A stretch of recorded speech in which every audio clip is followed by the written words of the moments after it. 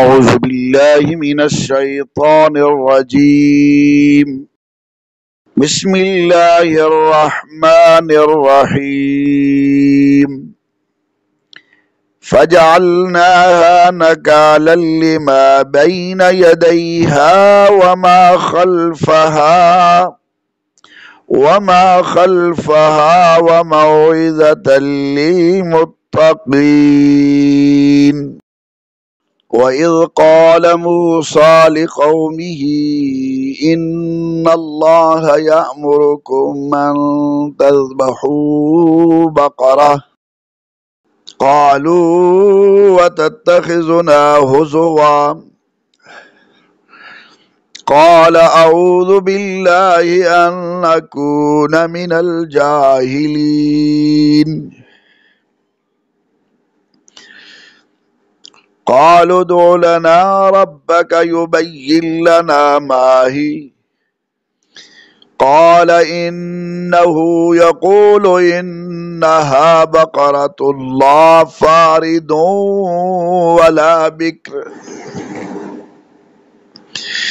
أوان بين ذلك فافعلوا ما تؤمرون. قالوا ادع لنا ربك يبين لنا ما لونها قال إنه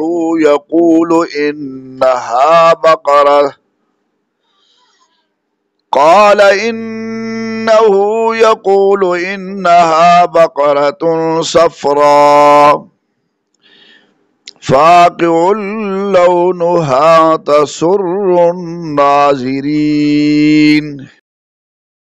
قالوا ادع لنا ربك يبين لنا ما هي إن البقرة شابه علينا وإنا إن شاء الله لمهتدون.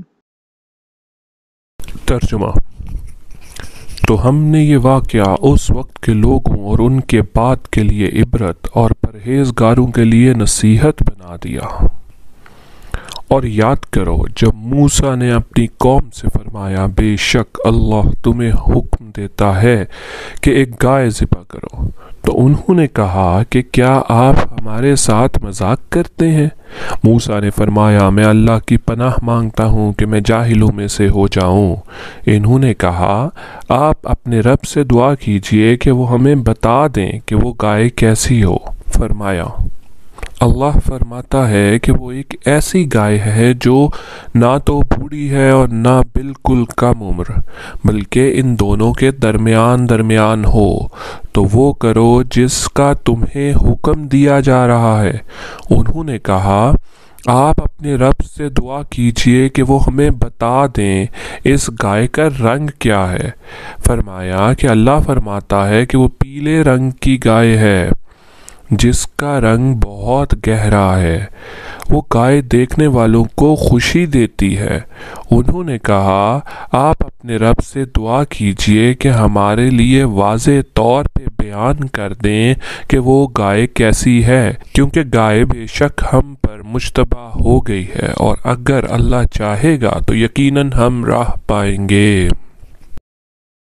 نکالن، اس سے معلوم ہوا کہ قرآن پاک میں عذاب کے واقعات ہماری عبرت اور نصیحت کے لیے بیان کیے گئے ہیں، لہٰذا قرآن پاک کے حقوق میں یہ ہے کہ اس طرح کے واقعات اور آیات پڑھ کر اپنی اصلاح کی طرف توجہ کی جائے۔ وَإِذْ قَالَ مُوسَىٰ، اور جب موسیٰ نے فرمایا۔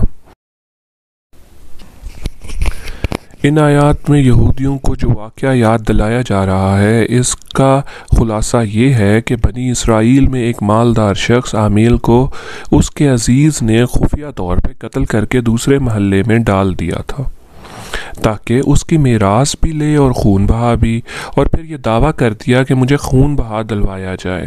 قاتل کا پتہ نہ چلتا تھا۔ وہاں کے لوگوں نے حضرت موسیٰ علیہ السلام سے درخواست کی کہ آپ دعا فرمائیں کہ اللہ تعالی حقیقت حال ظاہر فرمائیں۔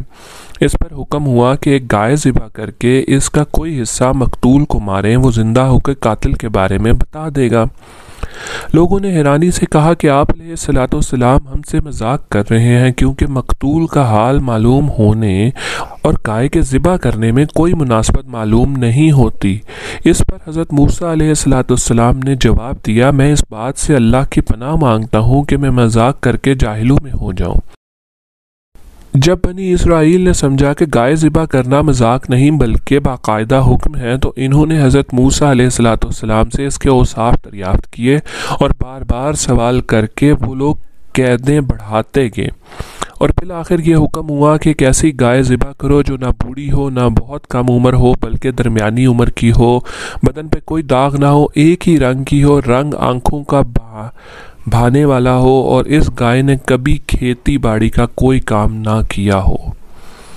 آخری سوال میں انہوں نے کہا کہ اب ہم انشاءاللہ راہ پالیں گے۔ بہرحال جب سب کچھ طے ہو گیا تو ان کی تسلی ہو گئی، اور پھر انہوں نے گائے کی تلاش شروع کر دی۔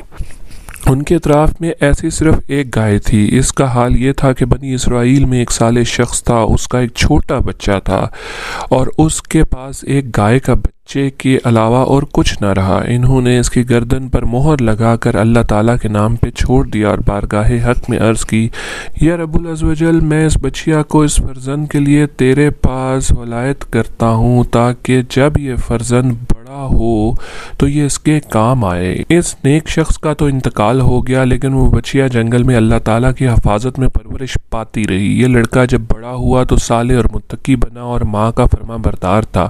ایک دن اس کی والدہ نے کہا، اے نور نظر، تیرے باپ نے تیرے لیے فلاں جنگل میں خدا کے نام پہ ایک بچیا چھوڑی تھی، وہ اب جوان ہو گئی ہوگی، اللہ تعالیٰ سے دعا کرو کہ وہ تجھے عطا فرمائے اور تو اسے جنگل سے لے آ۔ لڑکا جنگل میں گیا اور اس نے گائے کو جنگل میں دیکھا اور والدہ کی بتائی ہوئی علامتیں اس میں پائیں، اور اس کو اللہ تعالیٰ کی قسم دے کر بلایا تو وہ حاضر ہو گئی۔ وہ جوان اس گائے کو والدہ کی خدمت میں لایا۔ والدہ نے بازار میں لے جا کر 3 دینار پر فروخت کرنے کا حکم دیا، اور یہ شرط کی کہ سودا ہونے پر پھر اس کی اجازت حاصل کی جائے، اور اس زمانے میں گائے کی قیمت ان اطراف میں 3 دینار ہی تھی۔ جوان جب اس گائے کو بازار میں لایا تو ایک فرشتہ خریدار کی صورت میں آیا، اور اس نے گائے کی قیمت 6 دینار لگائی، مگر یہ شرط رکھی کہ جوان اپنی والدہ سے اجازت نہیں لے گا۔ جوان نے یہ منظور نہ کیا اور والدہ سے تمام قصہ کہا۔ اس کی والدہ نے 6 دینار قیمت موصول کرنے کی تو اجازت دی، مگر بیچنے میں پھر دوبارہ اپنی مرضی دریافت کرنے کی شرط لگا دی۔ جوان پھر بازار آیا اور اس مرتبہ فرشتے نے 12 دینار قیمت لگائی اور کہا کہ والدہ کی اجازت پر موقوف نہ رکھو۔ جوان نے نہ مانا اور والدہ کو اطلاع دی۔ وہ صاحب فراست عورت سمجھ گئی کہ یہ خریدار نہیں، کوئی فرشتہ ہے جو آزمائش کے لیے آتا ہے۔ بیٹے سے کہا، اب کی مرتبہ اس خریدار سے کہنا آپ ہمیں اس گائے کو فروخت کرنے کا حکم دیتے ہیں یا نہیں؟ لڑکے نے یہی کہا تو فرشتے نے جواب دیا کہ ابھی اس کو روکے رہو، جب بنی اسرائیل خریدنے آئے تو اس کی قیمت یہ مقرر کرنا کہ اس کی کھال میں سونا بھر دیا جائے۔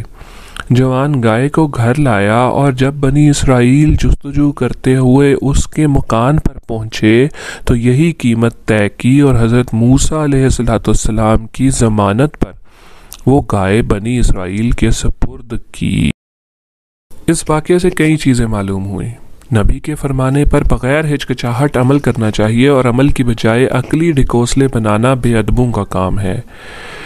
پیغمبر جھوٹ، دل لگی اور کسی کا مذاق اڑانا وغیرہ عیبوں سے پاک ہیں، البتہ خوش طبعی ایک محمود صفت ہے، یہ ان میں پائی جاتی ہے۔